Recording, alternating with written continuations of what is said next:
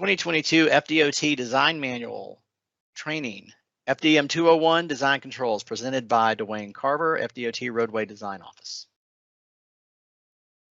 FDM Chapter 201 describes the design controls used when designing a project for FDOT. These controls include capacity and level of service, the context classification of the roadway segment, the design traffic and design year, the access management classification of the roadway, the design speed of the roadway, and the design vehicle of the roadway, and also the control vehicle for the roadway. This training deals with changes that were made this year to the design speed, design control for FDM Chapter 201. In FDM 201.5, it indicates that the design speed regulates the selection of many of the project standards and criteria used for the design. For instance, the design speed itself is based on the context classification of the roadway, and it's shown in Table 201.5.1 as a range for each context classification. So for 2022, there's a new requirement to determine a target speed before selecting a design speed. The design speed regulates the selection of many of the project standards and criteria used for the design. So the design speed edits were made to these sections: FDM 201.5.1, design speed selection; FDM 201.5.1.1, the collector and distributor roads; and FDM 201.5.3, 3R projects. Here are the FDOT context classifications just for review. They range from C1, which is the most natural condition, to C6, which is the most urban condition. And as I'll show you in a table in just a second, each of these context classifications has a design speed range associated with it. So here's the design speed range. Here are the context classifications. And so, for instance, you see in C1, we have a range from 55 to 70 as an appropriate design speed, whereas in the urban core C6 condition, we have a design speed range that's much smaller, only 25 to 30 miles an hour. In our suburban conditions, the range is fairly broad, from 35 to 55 miles an hour, which has led to questions over the years about where within this range is an appropriate design speed to be used on a project. That's what the target speed is here to help us understand. So with the design speed, you want to select the design speed and target speed early in the process, and the design speed should reflect the target speed. Here's the definition that we have for the target speed. This definition is also shared with the speed zoning manual and comes from the ITE literature. It is that the target speed is the highest speed at which vehicles should operate on a thoroughfare in a specific context, consistent with the level of multimodal activity generated by adjacent land uses, to provide both mobility for motor vehicles and a supportive environment for pedestrians, bicyclists, and public transit users. There's a lot going on with that. What we're really talking about with the highest speed, with the target speed, is the speed at which we want vehicles to be moving once the project is finished. And that speed needs to be appropriate for the place where we find the road, which means that we'll have higher speeds in more rural conditions and really much lower speeds in more urban conditions. And that will also make it consistent with the level of multimodal activity. So if we have a lot of transit and bicycle or pedestrian activity there, we want a lower speed. If we have very little multimodal activity and it's mostly just cars and trucks, then we can have a higher speed on that roadway. And that allows us to provide for both the mobility of our various users on the transportation system, and it also creates a supportive environment where it's needed for those folks who are not in motor vehicles, for the pedestrians, bicyclists, and public transit users. We want the target speed to be set by a multidisciplinary team. Here are the things that we've included in the FDM that talk about what must be in the target speed. It's got to be within this range of the design speeds. That's the table that we just looked at. It has to reflect the needs of safety, quality of life, and economic development of the study corridor. And it needs to be established by a team that includes, but is not limited to, design, traffic operations, safety, planning, and program management offices. Now, any one of these offices can provide a good number for a target speed based on the needs of that individual office. But the needs of the individual offices aren't always going to be the same. So these offices need to talk to each other and come to some agreements on what the speed might be. One office may say we need a really low target speed on this corridor for reasons that make sense to that office. Another office may feel a different set of priorities and say, no, the target speed needs to be something else. So we don't have just one person setting the target speed. It should be set by a team of folks that are all specifically listed out. The offices are specifically listed now in the FDM that need to be engaged in this. And so those are the folks who should be working together to set this target speed. And then everybody can agree, yeah, this is the speed that we really want the road to be working at once the project is completed. And from that, then we'll move on to setting a design speed as close as we can to that target speed. In general, what we suggest is that understand that the initial target speed value it may need to be modified during discussion and scoping, but you got to set it before you can do the final design speed. So you have an initial target speed that we start talking about. Once we get into how the project's going to operate, we may need to change that, but whatever it's going to be, it needs to be locked down when we do the final design speed, and it has to match that target speed. So here's the guidance that we offer in the FDM. If you're in the context classification C1 and C2, which is the more rural end of things, and that's where we have our highest speeds, it probably makes sense to start, well, let's start at the high end of our design speed range and then think about why we would need to use a lower speed. So in a rural condition, I don't have much to slow the traffic down. I have lots of land that I'm trying to get through. I probably have a high percentage of trucks. Let's start at the high end of the design speed range and then think what on earth might make us want to slow that down. Well, perhaps there's a school there. Perhaps I'm transitioning to some other context classification. Perhaps there's a shared use path crossing. Could be a lot of things that would slow you down, but in general, we want to try to start at the high end of the range and work to the low end in those classifications. On the other hand, for the other classifications where I'm expecting to have a higher mix of folks, there may be more multimodal activity, there's more development, it might make more sense there to say, well, what if we started at the low end of the range and explain why we would need to go higher?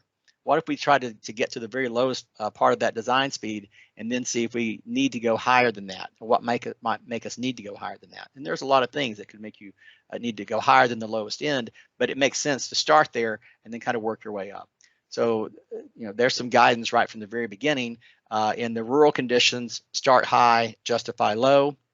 In the urban conditions, start low and then justify why you would need to go higher. What we're finding is that the best practice seems to be to suggest an initial target speed value as early as the context classification determination. So every DOT project has to go through a process where you determine the context classification that will be used for that roadway. And as you saw on the table earlier, once we set that context classification, we immediately get a range of design speeds then that are associated with that classification. So what we can do is at the same time, go ahead and select when you're doing that, say, well, this is my context classification, and this is the target speed that we think might be good to use on this project. That's an initial recommendation for a target speed. Normally that comes from your planning office. That's usually where the context classification folks are located. So that's going to start you out with a target speed that you can begin to talk about and work with. Now, as you go through the process, though, you may find that speed needs to be modified. Quite often, for instance, we find on 3R jobs that we would like to have, say, a very low target speed, but we're not rebuilding the whole road, right? We're just doing resurfacing and doing the 3R things. And so there's a limit to what we can do to actually achieve that lower target speed. And so it may be that we can't get quite all the way that we need to get to, but at least by having that initial target speed value, then we have something that we know that we're working toward. This is why this multidisciplinary approach is very important, because as I said, each office may have a different set of priorities for what they want that target speed to be and why they think they can reach it. And so we really have to all talk to each other and come to an agreement on what we need, what we can afford, and what we can actually design and build, and what we can operate when it's all over with. So all those things have got to be covered. This multidisciplinary approach is very important, and that's why it's specifically called for within the FDM now.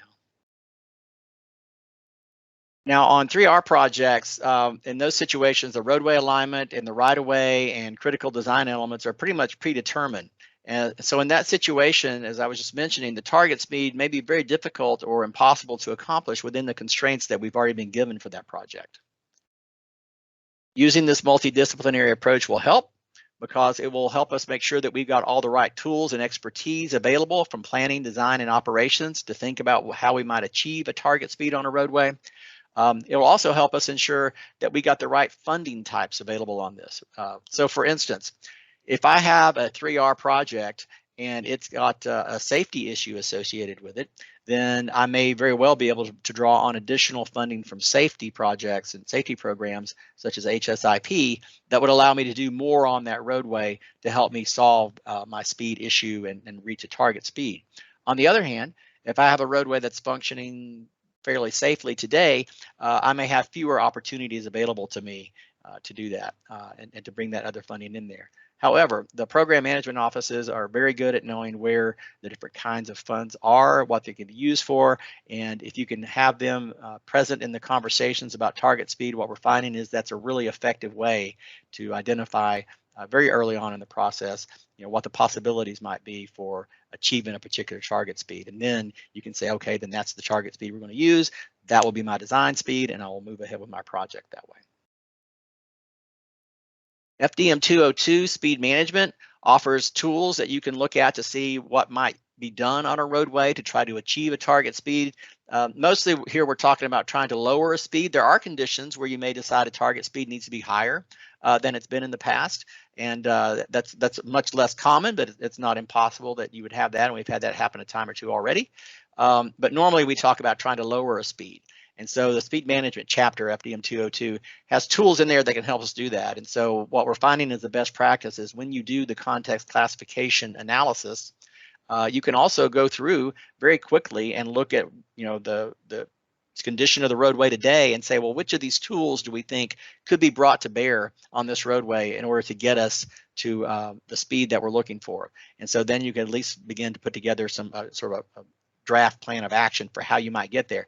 Doesn't mean you can afford it, doesn't mean you can build it, but at least we know what ideas that we're working toward, and then you can have the other discussions with the other offices about how you might actually achieve this lower speed.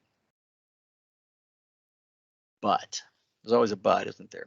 So, but there may well be, and often will be perhaps, insurmountable funding or design or operational constraints that would keep you from doing everything you'd like to do in the project. So let's say, for instance, you may decide that we think we could get these speeds down on this project if we could only add some median islands and put in some RFBs or put in a full signal or shift the roadway alignment horizontally or drop in a roundabout, whatever it might be.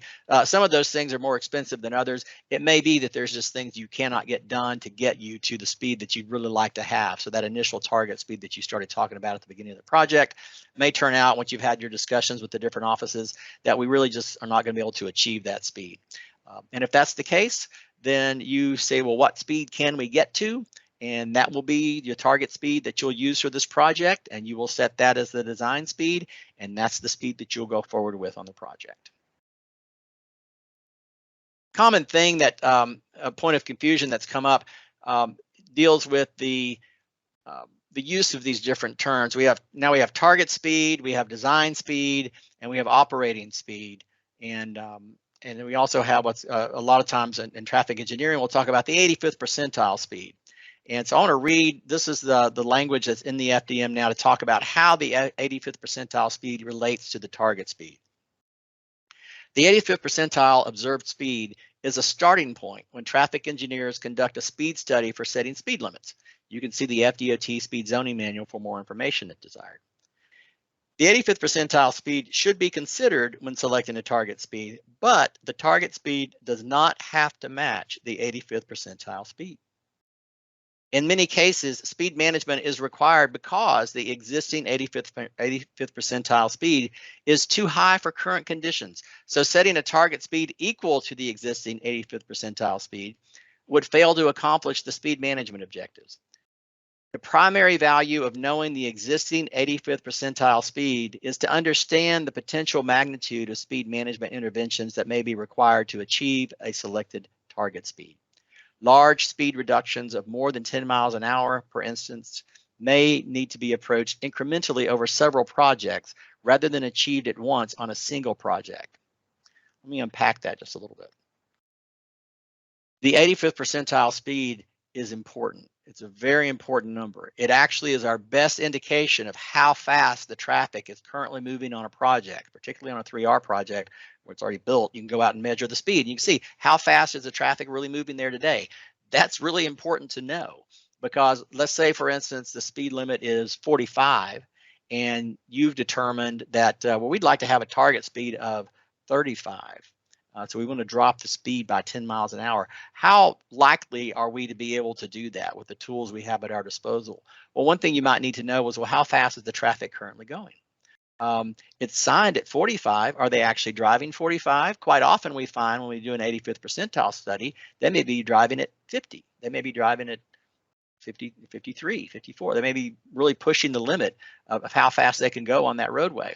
Knowing that's going to be really important, because as we think about what it's going to take to lower those speeds, the higher that gap is between the speed we want to get to and the speed they're actually driving today, not just the design speed, not just the posted speed, but the speed they're actually driving, the larger that gap is, the more difficult it's going to be for us to lower those speeds. And so knowing that 85th percentile speed can be very helpful and is going to be very helpful in helping us understand the magnitude of work that will be required to lower that speed. If we discover there's not that much of a gap, then we can have a high level of confidence about lowering that speed and getting to our target speed.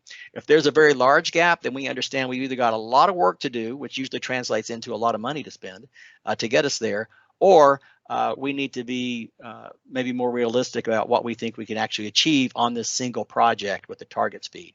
Now, that doesn't mean that the speed doesn't eventually need to be lowered even further than we can get it, but that'll have to be a job for another project. So the next time a project comes through, we do the same exercise over again and see, well, now what should the target speed be? And incrementally, we try to lower that speed over time. So understanding the 85th percentile speed is really important. It provides a lot of information, but it is not the same as the target speed. Setting it the same as the target speed might very well just kind of eliminate the whole point of the exercise, which is to lower the speed on the roadway in most cases. We also added information in 201.5.1.1 about collector distributor roads. And so when we change target speed, you have to go through and kind of see all the places where design speed matches up and is mentioned in the manual. And so one of them had to do with collector distributor roads. So these are the roads that are associated with a limited access facility, and their job is to basically take the traffic on and off of the limited access facility and then distribute that traffic onto the local network. So because they're associated with the limited access facility, they kind of run at high speed. We want them to be close to the speed of the limited access facility, and yet they do have to tie into the local network at some point. So there has to be this transition. So what we don't want to do is we don't want to maintain these limited access speeds into the local network if that's not appropriate, if it's not right for the context. So we have some language that tries to clarify that a little bit for us. And what we're basically saying is, once you get off the limited access facility and you're on your collector distributor road, that's fine. And so and I'll show you in just a second, we want the speed to be, the difference to be no more than 10 miles an hour between the limited access facility and the collector distributor road. But once we get to that first intersection away from the limited access facility, we need to start transitioning down to where we can match the context appropriate speeds of the local network. So what we say is that CD road segments more than one intersection away from a limited access facility should be assigned a target speed in accordance with their context classification. So once I've got more than one intersection away, I need to start thinking about making those CD roads match with my context classification target speeds.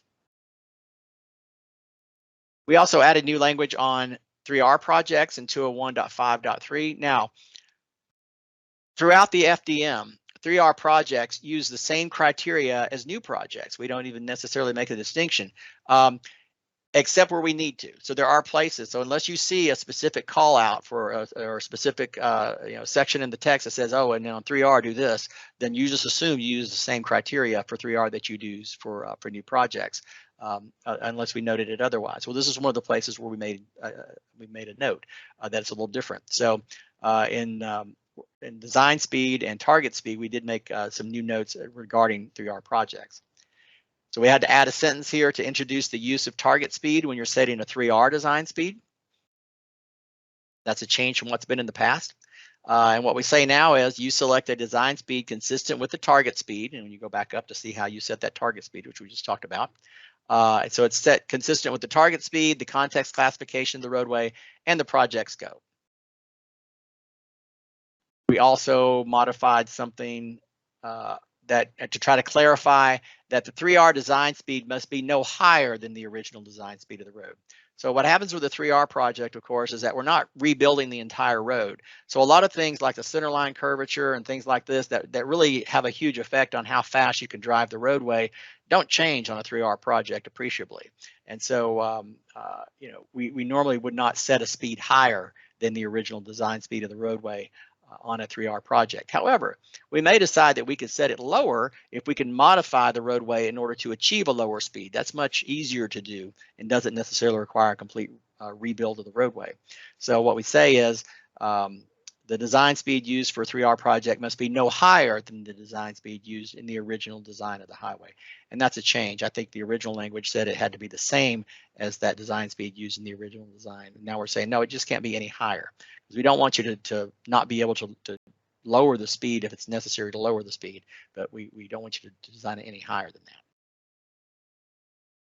So this allows us to begin to introduce this concept of speed management on our 3R projects, recognizing that much of our work program is 3R. A lot of our roadways were built 20, 30, 40 years ago, and the land around those roads has changed. The land uses have changed. Cities and towns have grown up around them.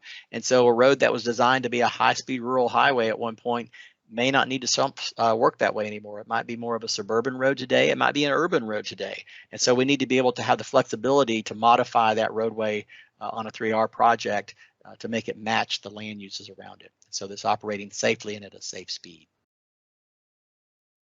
Related to this, we also modified some language about what goes into the typical section package to reflect this new requirement for target speed. And so we say include the design speed, target speed, design variations, and design exceptions in the typical section package, see FDM 120.2.3 for more information about that.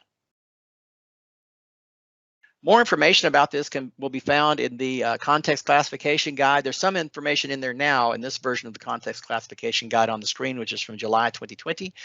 In January 2022, we are going to release a revised version of the context classification guide, which will have a new section really just on target speed. And a lot of the information that I've provided in this presentation will also be codified in this context classification guide, and that will be available for folks to look at and work with. If you're getting into this and have questions about it, feel free to contact me, Dwayne Carver, if you have questions about these changes or how target speed and design speed selection is working in your district, and we'll be glad to discuss it with you. Thank you.